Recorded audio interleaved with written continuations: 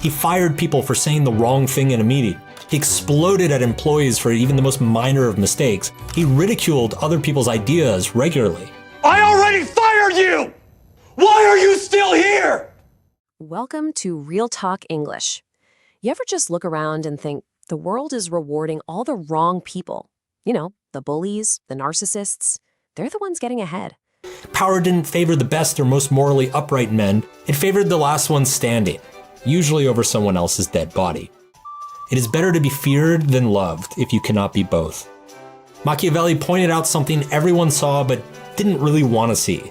The higher you climbed in the rungs of power, the more amoral you had to become. It just feels backward, right?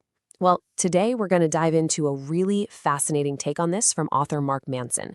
And along the way, we're going to pick up 10 new English words. If that feels backwards to you, well, it's because it kind of is. And it's not random either. In fact, there's a brutal logic to why the worst people often win in life. So you ready? Let's get into it, starting with a pretty wild story. Okay, so let's go back in time a bit to the mid-2010s. You remember when Uber was just exploding, right? Taking over the world. And they were breaking pretty much every rule to do it. We're talking illegal surveillance, just ignoring local laws, even stealing trade secrets. And right in the middle of this hurricane was its founder, Travis Kalanick. He was this brazen but totally brilliant CEO. Seemed like nothing could stop him. But then, boom, 2017 hits, and the wheels just fall off. You've got lawsuits, that infamous video of him yelling at a driver. I mean, the scandals just kept piling up until he was finally forced to step down. And that first word, brazen, it just perfectly captures Kalanick's whole vibe, doesn't it? To be brazen means you're bold, but with absolutely no shame. I mean, think about it. The pressure was mounting, the public was outraged, and he just kept pushing forward. He seemed totally unbothered by all the chaos his company was causing. At that point, you'd think, okay, his career's toast, done. Or was it? Because after being forced out of the company he created, Kalanick walked away with, get this, $3 billion. $3 billion. So yeah, his reputation was in tatters, sure. But his bank account? Oh, it was doing just fine. He's now kicking back in a $43 million mansion. Which, you know, kind of makes you wonder, right? Why? Why does it seem like the liars, the bullies, the narcissists, they don't just get by, they actually thrive? It feels totally upside down. But according to Mark Manson, this isn't just random chance. There's a brutal logic behind it all. So how do we even begin to explain this? Well, the first big piece of the puzzle is what Manson calls the scale problem. And the core idea here is that our basic, fundamental sense of right and wrong gets totally warped by modern life. See, you gotta understand, our moral instincts were basically designed for life in small tribes, like a little village. In that kind of setting, being kind and helpful, you know, practicing altruism, that was the best way to succeed. Your reputation, your character, that was everything. But now, we're operating in these massive impersonal systems. Think global companies or even just social media. And in that huge scale, our moral instincts get diluted. All those little feedback loops that used to reward good behavior, they're just gone. So what is altruism? It's pretty simple. It's that selfless concern for other people. It's basically the social glue that holds a small community together. I mean, when you can literally see the impact of what you do on people you know, altruism is super powerful. But what happens when you can't see that impact? Well, our moral clarity gets diluted. And what that means is it just gets weaker, less powerful. Think about it like this. If you saw a child being forced into labor right in front of your face, you'd be outraged, right? Of course. But what if that same child is hidden thousands of miles away, buried deep in a global supply chain? That emotional feedback just gets faint. Suddenly, we're not thinking about the kid, we just want to buy the watch. Okay, so in these giant, faceless systems where that moral feedback is super weak, a whole new logic starts to take over. It creates this environment where certain personality traits, yeah, the exact same ones that would get you kicked out of that small village we talked about, suddenly become a massive advantage. And you know who got this? The political philosopher Machiavelli. He figured this out 500 years ago. He saw that power doesn't really care about virtue. Nope. Power rewards instinct, survival, and cunning. He basically argued that the higher you climb the ladder, the more amoral you're forced to become. So, let's talk about that word, cunning.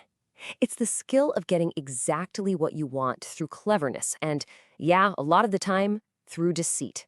It's not about playing fair, it's about playing to win. And in a cutthroat corporate world, you can bet that's a powerful tool to have. And having an amoral mindset is a huge part of this. Now, this is important. Amoral doesn't mean immoral. It's not about being actively evil. It just means you are completely unconcerned with right or wrong. You make your choices based on one thing and one thing only: what works, not what's ethical. In fact, modern psychology has actually identified 3 personality styles that are just fantastic at this. And together, they're called the Dark Triad. First, you've got Machiavellianism. That's all about strategic manipulation. Then, narcissism, an obsession with self-importance. And finally, psychopathy, which is marked by a serious lack of empathy and fear. And it's that last one that often leads to this conspicuous kind of boldness when things get tough. Conspicuous just means standing out, being really obvious and noticeable. See, people with high psychopathic traits don't really feel fear like most of us do.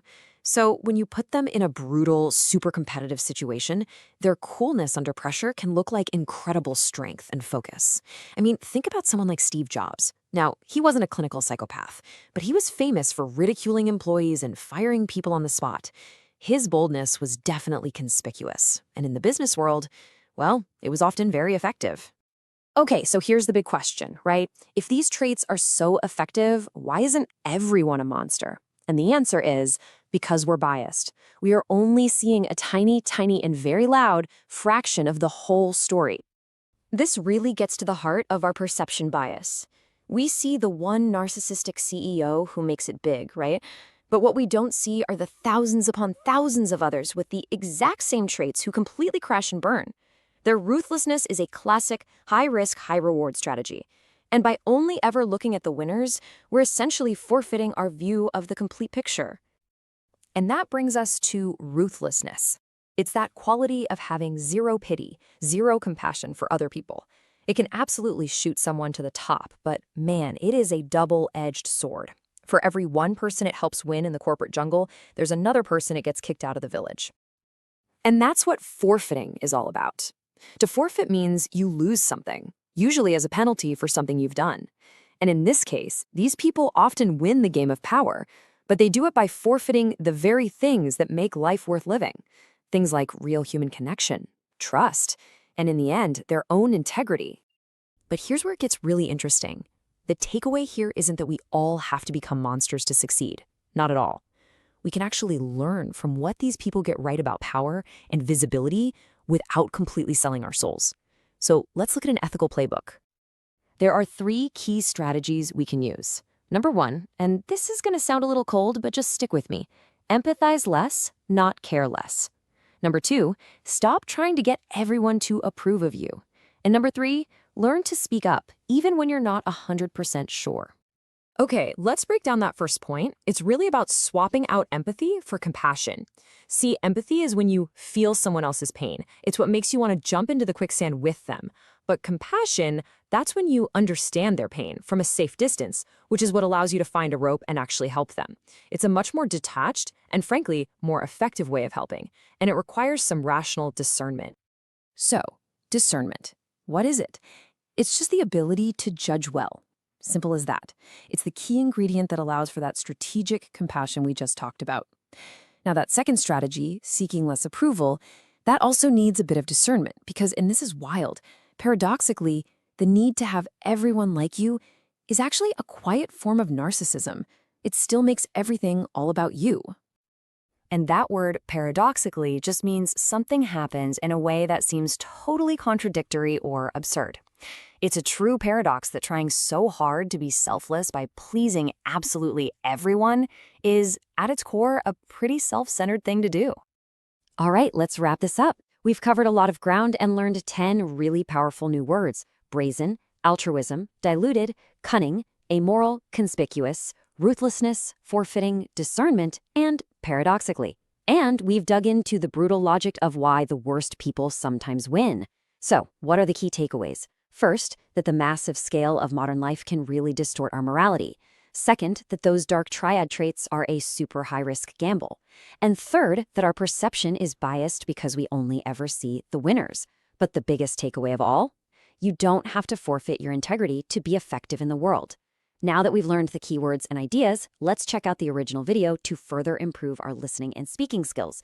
If you got something out of this explainer, do me a favor and hit like, drop a comment, and subscribe to Real Talk English. Thanks for hanging out.